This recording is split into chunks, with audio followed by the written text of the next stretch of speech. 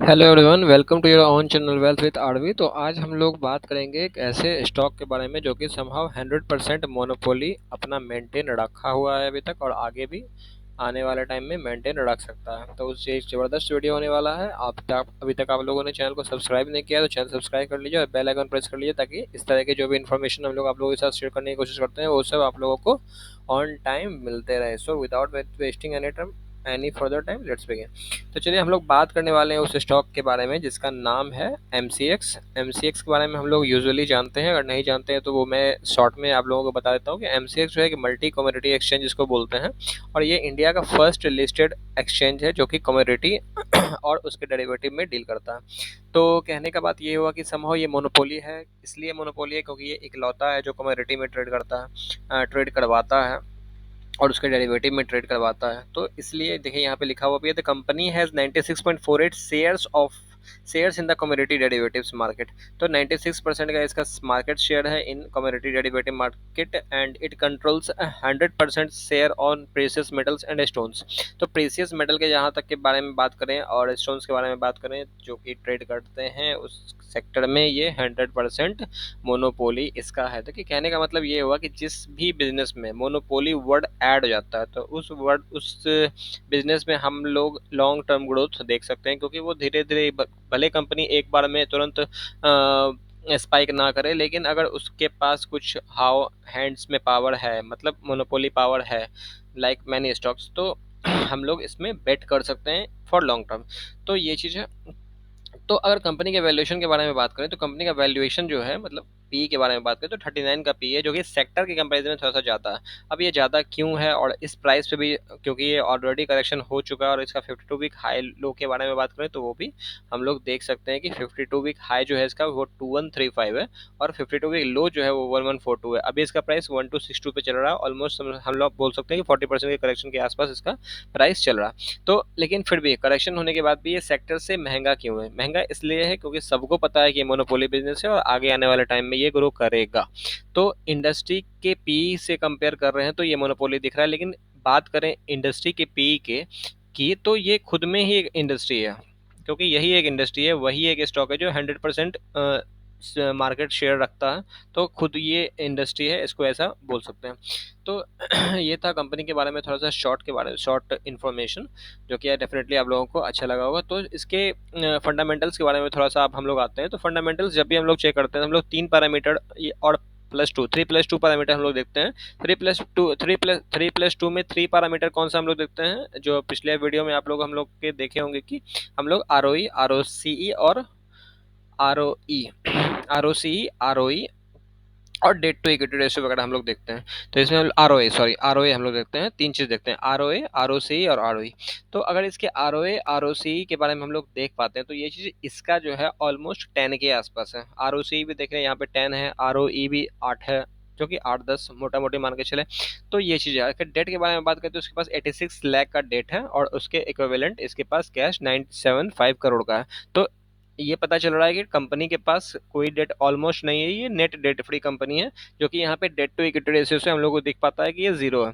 तो ऐसा कंपनी जो देखिए इंडिया का जो अभी मार्केट का कंडीशन है वो थोड़ा सा ऐसा हम लोग एक्सपेक्ट कर सकते हैं कि यहाँ से करेक्शन का उम्मीद है। तो हम लोग को ऐसे इस कंपनी पे बेट करना चाहिए जो कि मोनोपोली हो, करेक्शन नहीं मिल रहा हो और उसके पास किसी तरह का डेट ना हो, ताकि जो भी कंपनी को प्रॉफिट हो वो उसको डेट पे करने में एक पैसा का वेस्टेज ना हो, इंटरेस्ट पे ना करना पड़े कोई भी डेट के अगेंस्ट।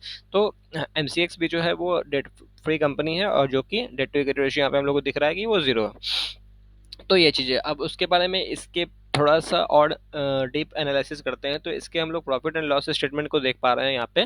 जो भी हम लोग इन्फॉर्मेशन यहाँ पे शेयर कर रहे हैं वो स्क्रीनर से शेयर कर रहे हैं।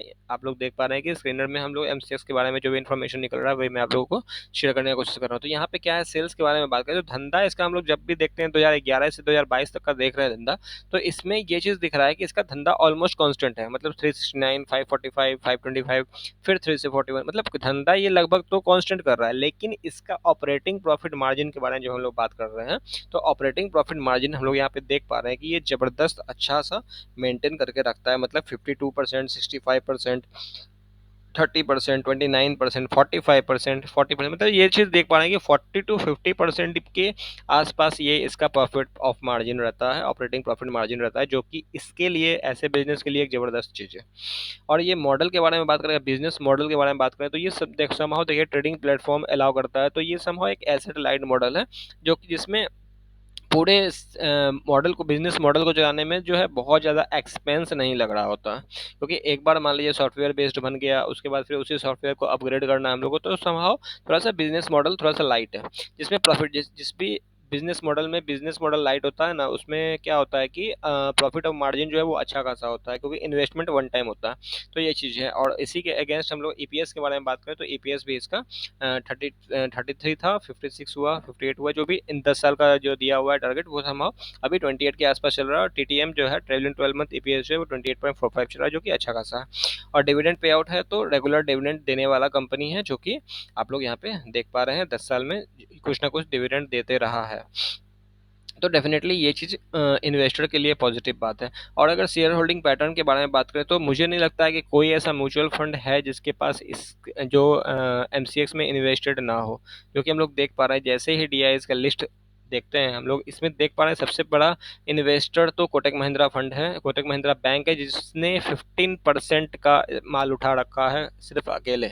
तो कोटक महिंद्रा बैंक के पास 15% का माल है एमसीएक्स का, और बाकी हम लोग देख पा रहे हैं परेख परेख पराग पारेख हुआ, या एक्सिस म्यूचुअल फंड हुआ, या फिर यूटीआई हुआ, या फिर आईसीआईसी हुआ, फ्रैंकलिन हुआ, एसबीआई हुआ, सब के पास एमसीएक्स भरा हुआ है। इसका मतलब ये है कि म्यूचुअल फंड बिजनेस जब भी किसी कंपनी में घुसते हैं, तो उसमें वो लॉन्ग टर्म बेट करते हैं। तो लॉन्ग टर्म बेट के बारे में बात करें, तो इसमें हम लोग देख पा रहे हैं कि इसका मेजोरिटी ऑफ शेयर एक स्ट्रॉन्ग हैंड में है, जैसे एफ के बारे में 26% है, DIS 48% है, एंड पब्लिक में भी जो है रिटेल इन्वेस्टर के अलावा मोटे इन्वेस्टर भी हैं, जो कि राकेश झुंझुनवाला जिन्होंने अपना स्टेक कम किया है, डेफिनेटली 1% से कम किया है, लेकिन समहाउ ये देख पा रहे हैं कि 4 2 6 2 8 मोटा मोटी 70-80% माल जो है वो स्ट्रॉन्ग हैंड में है, तो जो कि डेफिनेटली लॉन्ग टर्म बेट के लिए किसी भी इन्वेस्टर को कॉन्फिडेंट प्रोवाइड करता है। चलिए हम लोग इस पे आते हैं अब इसके टेक्निकल्स लेवल पे। तो टेक्निकल्स लेवल हम लोग देखने के लिए हम लोग यहाँ पे एक मूविंग एवरेज लगा लेते हैं, सिंपली मूविंग एवरेज एक्सपोनेंशियल।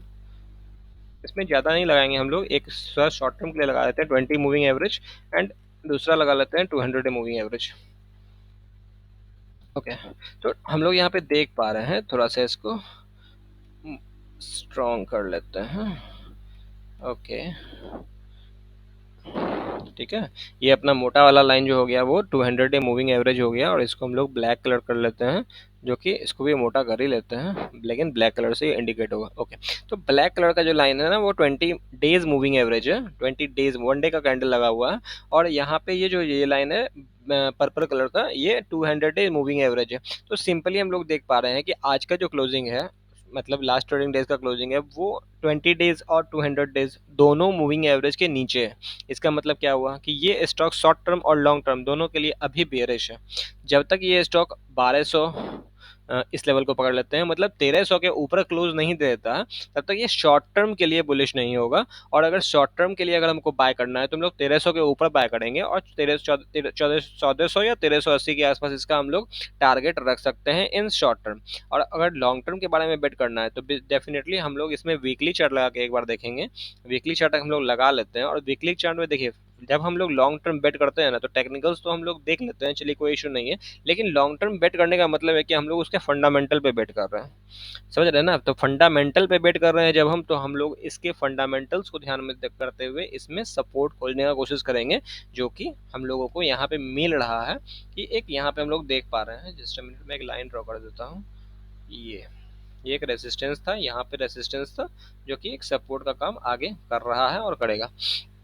तो ये एक सपोर्ट बन के आता है, मतलब 1200 के आसपास मोटा मोटी पकड़ के चलते हैं, 1210 1207, तो 1200 के आसपास एक सपोर्ट बन के आता है, जहाँ पे हम लोग बाइंग अपॉर्चुनिटी यहाँ से एयर ऑन जो भी हम लोगों को करेक्शन धीरे धीरे इसमें मिलता है, हम लोग 100 रुपया या 150 रुपये के डिफरेंस पे इसमें इन्वेस्टमेंट कर सकते हैं, और थोड़ा सा लॉन्ग टर्म के व्यू रखें तो इसमें 1800 के आसपास का हम लोग को टारगेट मिल सकता है इन टिल 6 मंथ। 6 मंथ इसलिए बोल रहा हूँ मैं, क्योंकि इसमें दिवाली, देखिए दिवाली ऑन द वे है, तो दिवाली में क्या होता होता है ना कि एमसीएक्स वगैरह में वॉल्यूम बहुत ज़्यादा स्पाइक हो जाता है, क्योंकि इसमें गोल्ड सिल्वर ये सब ट्रेड अच्छे खासे होते हैं, तो इसलिए वॉल्यूम स्पाइक होता है। और वॉल्यूम स्पाइक होने की वजह से कंपनी को भी डेफिनेटली जितना ज़्यादा वॉल्यूम ट्रेड होगा उतना ज़्यादा प्रॉफिट होगा, तो प्रॉफिट और मार्जिन भी इनका बढ़ता है। इस हिसाब से हम लोग एक्सपेक्ट कर सकते हैं कि स्टॉक प्राइस शॉर्ट टर्म में भी ऊपर जा सकता है, लेकिन अगर 1300 के ऊपर क्लोज होता है तो ये एक लेवल है जो कि हम लोगों को ध्यान में रखना चाहिए। अगर हम लोग लॉन्ग टर्म इन्वेस्टर हैं तो डेफिनेटली इस स्टॉक को हम लोगों को अपने रडार पर रखना चाहिए, क्योंकि इसमें हम लोग देख पा रहे हैं कि बहुत सारे एफआईआईज और डीआईज भी इन्वेस्टमेंट कर रखे हैं। तो ये भी एक वजह हो सकता है। देखिए, कोई भी इन्वेस्टमेंट, कोई भी स्टॉक को सेलेक्ट करने से पहले हम लोग के पास एक अच्छा खासा वजह होना चाहिए कि इस वजह से हम इस स्टॉक को रखे हुए हैं अपने पोर्टफोलियो में, क्योंकि अपने पास पास प्रॉफिट ज़्यादा होना चाहिए और जो स्टॉक का क्वांटिटी है वो कम होना चाहिए, और कॉन्फिडेंट भी होना चाहिए कि इस स्टॉक को हमको लेके परेशान नहीं होना अगर नीचे भी चला गया तो ये उस तरह का स्टॉक है जिसमें हम लोग लॉन्ग टर्म बेट कर सकते हैं। अगर थोड़ा सा शॉर्ट टर्म के बारे में, टारगेट के बारे में बात करें तो हम लोग इसमें डेफिनेटली 1400, ज़्यादा 1400, 1500 दिवाली तक हम लोग इसमें एक्सपेक्ट करेंगे। तो ये था एमसीएक्स पे एक छोटा सा वीडियो। अगर आप लोगों को अच्छा लगा तो डेफिनेटली अपने फ्रेंड्स से शेयर करिए, और हम लोग का एक छोटा सा फैमिली है 310 सब्सक्राइबर का, तो इसको डेफिनेटली अपने फ्रेंड्स के साथ शेयर करिए ताकि उन लोगों को भी धीरे धीरे इस ग्रुप में जोड़ने का कोशिश किया जाए और हम लोग अपना फैमिली धीरे धीरे इनलार्ज कर सकें। So thank you very much and bye bye.